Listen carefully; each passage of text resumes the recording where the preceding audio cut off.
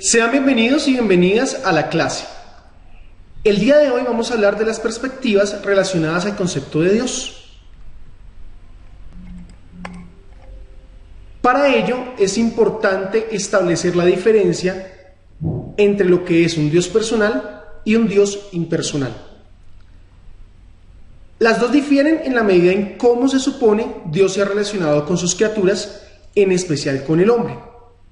Hay dos conceptos importantes, lo que es la providencia y lo que es el abandono. Para analizar la perspectiva del Dios personal tenemos que ver que ese Dios personal se ha acercado a las criaturas, se ha acercado a sus hijos y desde esta perspectiva ha creado un plan para cada uno de ellos. Es un Dios personal porque se puede acercar el hombre a él y él se hace comunicable al hombre a través de las Sagradas Escrituras y pues obviamente el hombre siente el cuidado de ese Dios a través de lo que se llama la providencia, a través de este concepto que nosotros podemos ver aquí.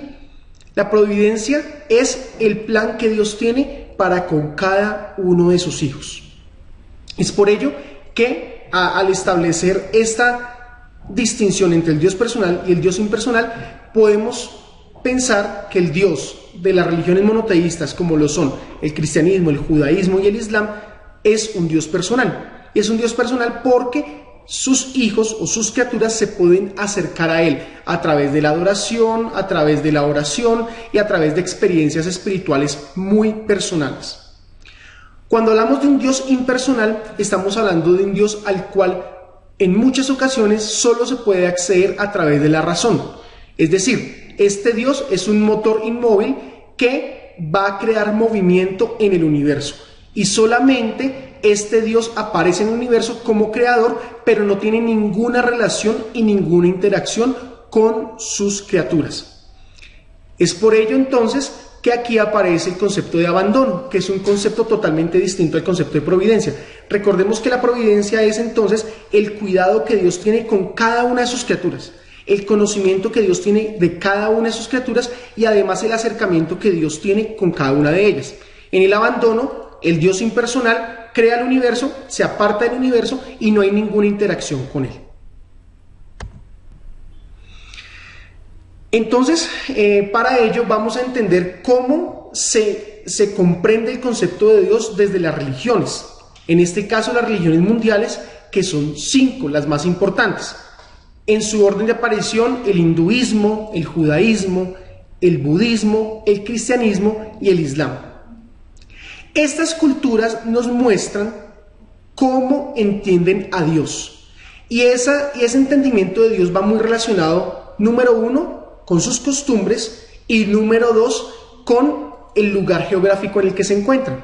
Esto quiere decir que desde esa perspectiva, las religiones monoteístas que eligen el modelo patriarcal van a entender a un Dios desde una parte como Padre y este Dios Padre está al tanto del cuidado de sus hijos.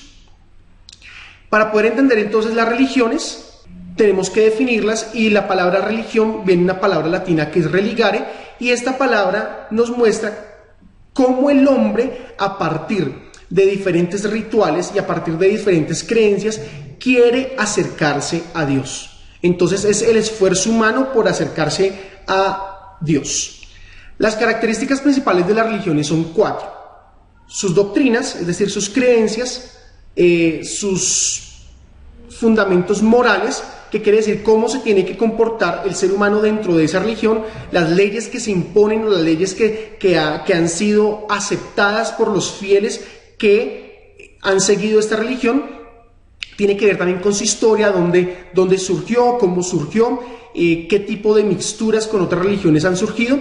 Y por último, tiene que ver con lo ritual, es decir, qué fiestas, qué ritos se celebran. La religión tiene que ver con cómo unas subjetividades o unas culturas han entendido el concepto de Dios. Por eso acabamos de definir qué es la religión y cuáles son sus características.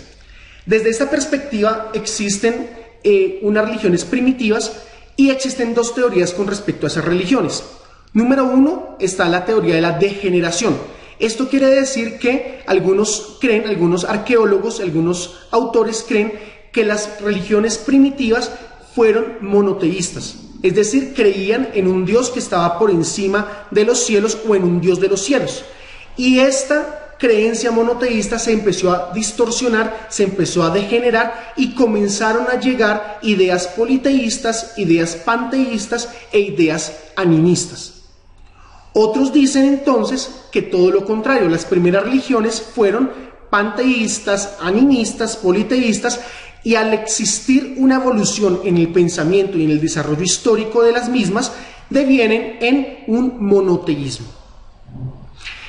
Las religiones también que nos ayudan a entender el concepto de Dios, pues son las religiones mitológicas, como las religiones olímpicas, la religión olímpica, que es la religión de los griegos, y pues las religiones que tienen que ver con toda la parte de la mitología nórdica, de la mitología, incluso de la mitología maya, de la mitología hinduista, de todos aquellos mitos que han surgido en diferentes escenarios y en momentos específicos de la historia humana.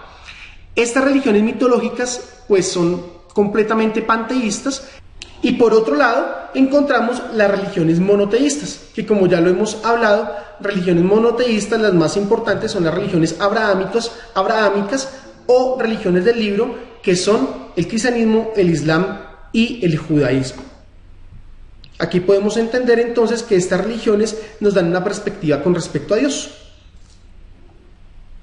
Existe una religión que es el budismo, y esta religión no acepta la existencia de alguna divinidad, pero cumple con las 4 características que acabamos de mencionar. Tienen unas creencias, tienen unos ritos, tienen unas normas morales y tienen una historia. Algunos le atribuyen a Siddhartha Gautama o Buda el título de divinidad porque alcanzó la iluminación, y a través de esa iluminación muchos han seguido estos patrones que les han permitido llegar a la felicidad, a separarse de este mundo que está lleno de crueldad y de maldad. Ahora sí, vamos a comprender 2 cuestiones totalmente importantes, y son los filósofos y la religión. ¿Qué relación hay entre la filosofía y la religión? ¿Qué relación existía o existió frente a estos filósofos que comenzaron a pensar el universo y su relación con la religión y su relación con Dios? Algunos de estos filósofos abandonaron sus creencias religiosas, pero no abandonaron su creencia en un ser supremo. Ese es el caso de Anaxágoras. Anaxágoras es uno de los filósofos de la naturaleza, filósofos naturalistas, filósofos presocráticos, que acaba concluyendo que todo lo que existe se debe a una mente ordenadora, que él llamó el nous, el pensamiento. Alguien tuvo que ordenar lo que conocemos como universo. Estableció las leyes físicas, leyes matemáticas, biológicas, químicas y demás, y es por ello que se le atribuye la existencia de este universo a un Dios que lo ha ordenado todo. Continuamos luego con Platón. Platón viene a hablar de un bien supremo, y al hablar de un bien supremo hablamos también de una metafísica trascendental. Recordemos que Platón hablaba del mundo de las ideas, y este mundo de las ideas y el bien supremo pueden estar muy relacionadas con la existencia de un ser supremo. Recordemos que en los diálogos de Platón se condena a Sócrates por no creer en varios dioses, sino por creer en un solo Dios. Es por ello que podemos concluir que Platón adquiere esta creencia de su maestro.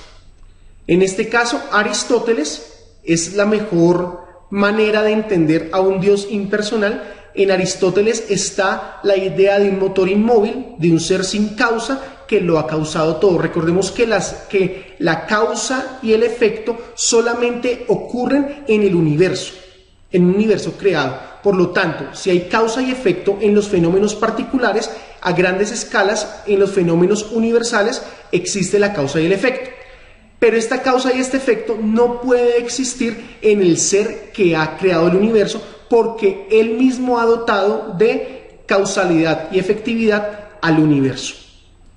Por lo tanto, este ser debe ser impersonal, debe ser infinito y eterno. Desde la parte de San Agustín, como ustedes lo pueden ver aquí, San Agustín es uno de aquellos autores que va a cristianizar a Platón. Por lo tanto, San Agustín va a afirmar la idea de Dios, un Dios que es personal, un Dios que se ha acercado a la humanidad a través de Cristo, y este Dios lo podemos conocer a través de la fe y la razón. Recordemos entonces que para San Agustín la idea perfecta de todo lo que está en el universo está contenida en la mente de Dios. Luego llegamos a San Anselmo. San Anselmo va a afirmar la existencia de algo perfecto. Este algo perfecto debe estar en la mente y debe estar en la realidad, o si no, no puede llegar a ser perfecto. En este caso, pues ese algo perfecto viene a ser Dios. Santo Tomás va a cristianizar a Aristóteles y va a decir entonces, las diferencias que hay entre los dos es que para Santo Tomás Dios es la causa eficiente de todas las cosas, pero también es un ser personal que se ha acercado a establecer contacto y se ha hecho comunicable a sus criaturas. Immanuel Kant va a decir que así como nosotros nos sometemos a unas leyes morales, debe haber un legislador por encima de todas esas leyes morales. Es decir, si existen leyes morales en el individuo, es porque el individuo propende por el bien, y nadie puede propender por el bien si no hay un bien mayor. Por lo tanto, el individuo propende por el bien porque existe alguien que lo está llamando a ese bien. Immanuel Kant entonces observa la naturaleza, se da cuenta que en la naturaleza existen unas leyes y por lo tanto el hombre ha establecido, a partir de la emulación de la naturaleza, ha establecido unas leyes morales. Esas leyes morales se deben a que hay un Dios que legisla las leyes físicas y legisla las leyes morales. En Descartes está la idea de perfección y él dice, no podemos como criaturas imperfectas poder llegar a tener la comprensión de algo perfecto.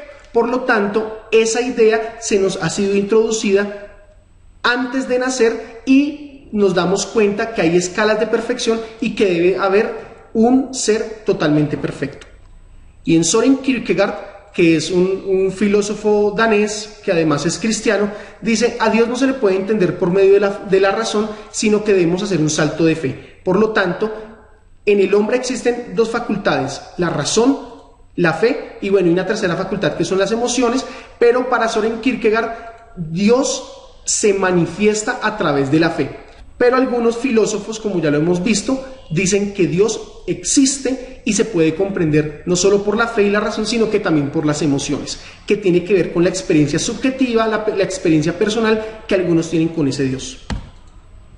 Y diversas formas en las que se ve a Dios en las religiones. Podemos ver el animismo como la manifestación de diversos espíritus que están en la naturaleza, el panteísmo, que es Dios de su propio material, de su propia naturaleza ha creado el universo, es decir, todo lo que vemos, la materia tal y como la vemos, es materia divina, es Dios. El totemismo, que es una manifestación de las religiones tribales en las cuales se deposita fe en algunos artículos y esos artículos permiten la conexión entre Dios y los hombres. El politeísmo, que es ver no a un solo Dios, sino varios dioses que legislan el universo, y pues ya como lo podemos comprender, el monoteísmo, que es la creencia que se ha establecido en que solamente existe un único Dios y un Dios verdadero. Este tipo de monoteísmo es el que más se acerca a la filosofía, el que más se acerca a entender a Dios a partir de lo que nosotros conocemos como la teología, porque la teología nos va a llevar a concluir que hay solamente un Dios y que ese Dios se revela a través de la naturaleza o que se revela a través de las Sagradas Escrituras y allí lo podemos comprender.